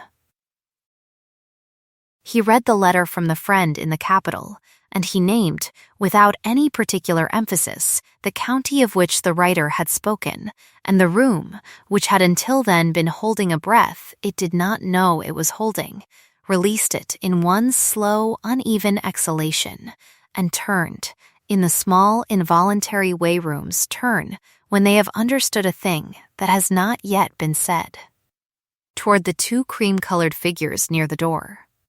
He did not turn. He did not name them. He did not need to. Lady Almeria, from her chair at the head of the room, did name them. She named them in the dry hazel switch voice, and she named, further, the 3rd hand which she had spoken of in the study on the 17th day, and she laid down beside the memorandum a small folded sheet in that 3rd hand which she had brought with her from the capital, and she invited any person in the room who wished to compare the hands to do so, and the 2 magistrates rose again, and the vicar rose again, and 1 of the trustees, whose face had for the last quarter of an hour been the color of an unused candle, rose too. And they compared, and they sat back down, and the state drawing-room was so quiet that Islin, from her chair beside Lady Almeria, could hear the rain, which had not entirely stopped, ticking against the tall windows on the garden side. The Duke, at the fireplace, turned then to Islin. He looked at her the length of the room, and he inclined his head to her, in front of the whole county. Not the precise inch that etiquette required, but a full, deep bow of a depth she had never seen him give any person, and he held it a beat longer than any person in the room had ever seen a Duke of Marchmore hold a bow to anyone. And he straightened, and he said, in the low, dry, courteous voice, which the whole room heard, that they had been wrong. He said it plainly. He said that he had been wrong, and that his house had been wrong, and that his county had been wrong, and that his cousins, whom he named at last, without any particular emphasis, had been most wrong, and that the wrongness had been paid for in 8 weeks by a woman who had been called, in his own house and in his own hearing, and by his own permission, serviceable and tolerable and useful, and a great many other small mean words whose only office had been to shrink her into a shape that could be borne by persons who could not, otherwise, bear that she was of a better quality than they were. He said, further, in a voice which had not risen, that his wife was a woman of unflinching honesty and of unshowy competence and of a mercy which she had extended, without asking anyone's leave, to a house that had not deserved it, and that any person in the county who wished, from that afternoon forward, to know how the estate of Marchmore was to be understood, would be well advised to understand that it was to be understood, in every particular of its running, and its standing, and its future, as hers. He said, at the last, that Marchmore had been, when he inherited it, a house that had grown accustomed to counting its losses rather than its grain, and that his wife had come into it, quietly and without any person's leave, and had begun, in the 2 low rooms above the stables, into which he had had the shame to put her, to count the grain, and that a house which learns again how to count its grain is a house which has, in his belief and in his hope, a future, and that his wife's future and his and Marchmore's were, from that afternoon, one future, and would not be otherwise in any hand's writing in any county for as long as he lived. The applause, when it came, was not universal, and it was not immediate, and it was not, in the first breath, easy. It came, first, from Corin the head groom, who had been permitted at Lady Almeria's insistence to stand at the back of the room by the door, and who brought his hard flat palms together once, twice, 3 times, without smiling, in the plain rhythm of a man acknowledging a plain truth. It came, second, from the vicar, who rose and did not sit down again. It came, third, from the still-room maid, standing in the doorway with Nell at her elbow, who had not been invited and were not turned away. It came, fourth, from the 2 magistrates, and the trustee whose face had gone the color of an unused candle, and, at the last and slowest, from the county, in a rising steady sound that was not the polite sound of a drawing-room, but the plainer, harder sound of a county which had, in the space of a quarter of an hour, decided to change its mind. And Iselin, sitting very still beside Lady Almeria, with her hands folded in her lap and the iron key plain against her linen collar, did not smile, and did not weep, and did not, for the length of the applause, move her eyes from the Duke's face at the fireplace, and he did not move his from hers. Lady Serena and the Honorable Cassian did not stay for the end of it. They were, before the sun had set, in the cream-colored carriage on the drive, and they were, by the following week, no longer at any address of consequence in the county, and they were, by the harvest, at an address of very much less consequence indeed, from which no memorandum concerning any duchess in any county was ever again written. That was the winter. In the spring the Westfield was drained a second time, more carefully, and the tenant who farmed it, who had once been told the estate had no funds for such work, was given a lease of a length he had never in his life been offered, and he stood in the yard on the day the papers were signed with his cap in his hand, and looked at Iselin as if he did not, quite, know what to call the thing he felt. And Iselin, who did know, and who had learned in 8 weeks how to name a great many things, did not, on that day, name it for him, and only inclined her head to him the precise inch that respect required, and, from that day forward, a full inch more. In the summer the linen press was rebuilt from the wall out, and the still-room maid, who had been quietly moved into a position of dignified authority over it, took her ledger with her, and by the end of the season the beeswax accounts of Marchmore were the tidiest in the county, and were referred to, on more than one occasion, by other housekeepers in other houses who had begun, in the small, careful way houses do, to send their still-room maids over on market days to look at how the thing was done. In the autumn came the harvest. It came in from the Westfield first, as the Westfield had ripened first, and it came in heavy, in loaded carts across the flags of the yard, where Iselin had, the year before, crossed by an outside stair from 2 low rooms above the stables, into a house that had not wanted her, And it kept coming, cart after cart, from every field of the estate, in a run of dry weeks so steady that the vicar preached, on the second Sunday of the month, a sermon on the theme of counted grain, which nobody in the village mistook for a coincidence, and everybody in the village enjoyed.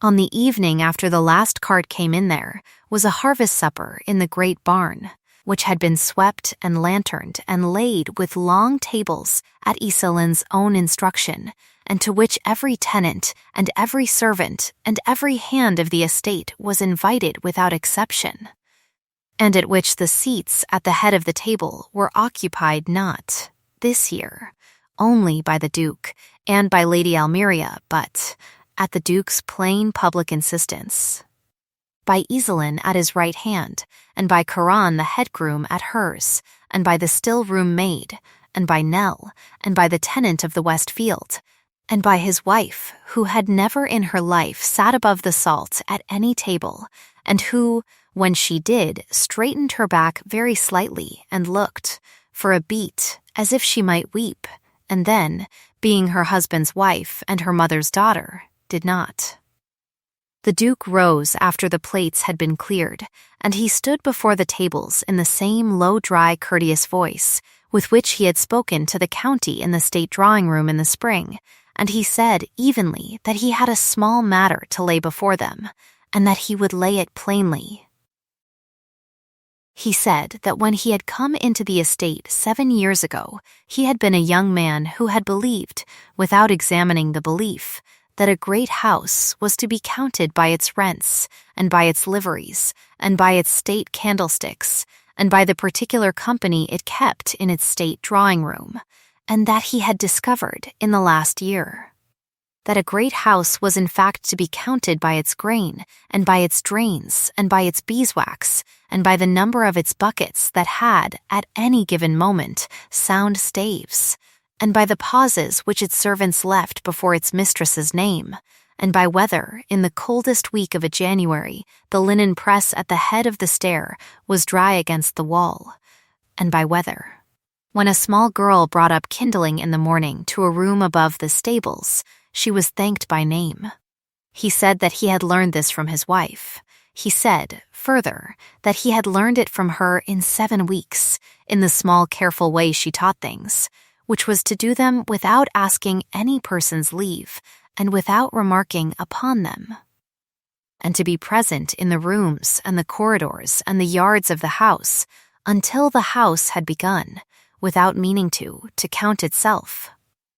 He said, in a voice which had not risen, that his wife had come to Marchmoor a stranger, and had been housed above the stables, and had been called by his own household, in his own hearing, a great many small mean words whose only office had been to shrink her, and that she had, in the 8 weeks that followed, taken every one of those words and turned it, and set it back down, and made of them, in the end, a ledger, and that the ledger of Marchmoor now stood, for the first time in a generation, in the black, and stood so because a woman had been willing, without being invited, to count the grain.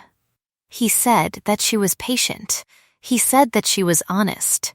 He said that she was merciful, which was the rarest of the 3, and the one for which he was, in his own person, most obliged to her.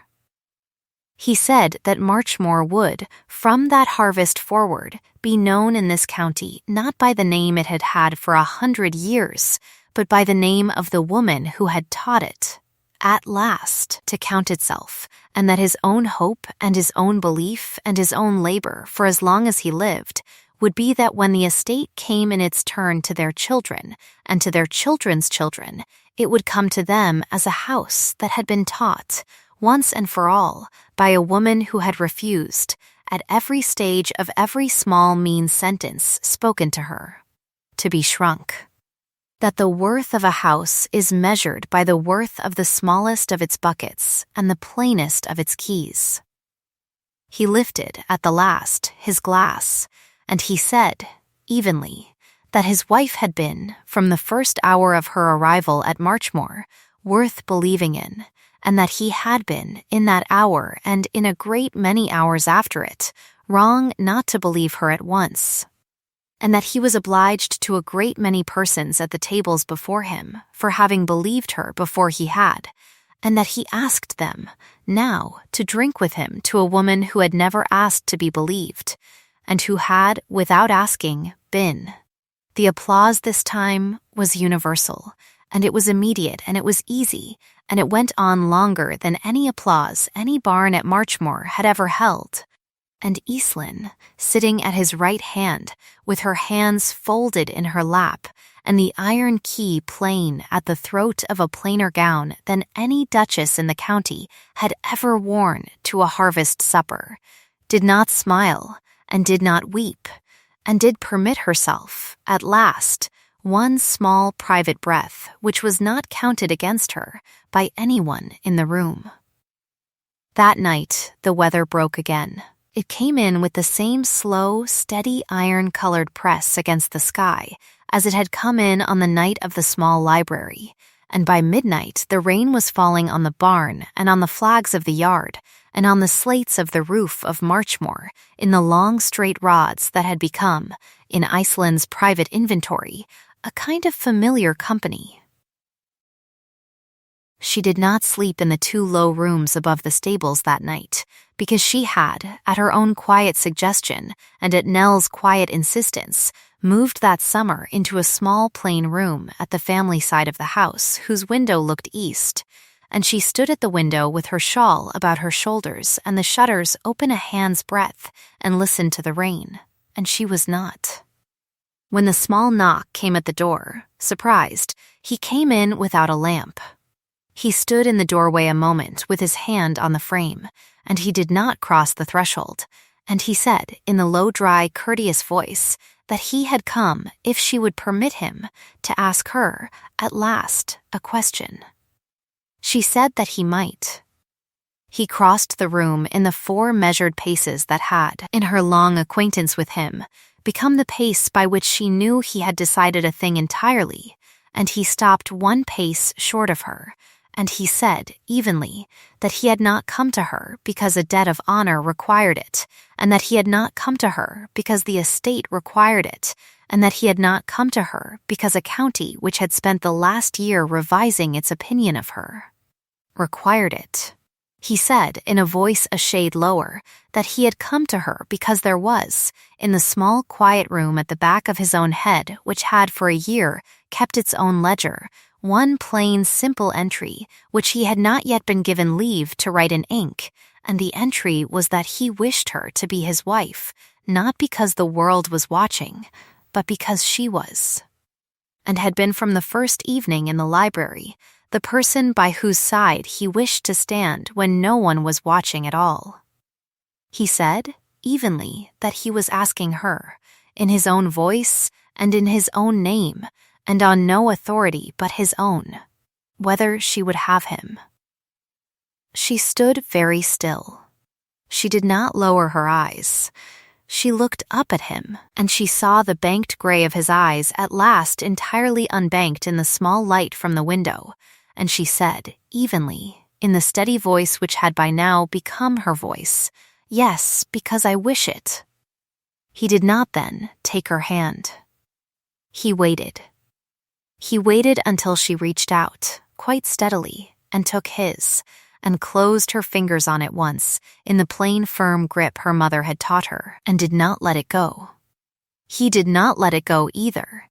They stood so, hand in hand, in the small plain room at the family side of the house, for the space of a long, slow breath, and then for another. And then he stepped, without releasing her hand, to the window at her side, and they stood there together and looked out at the rain.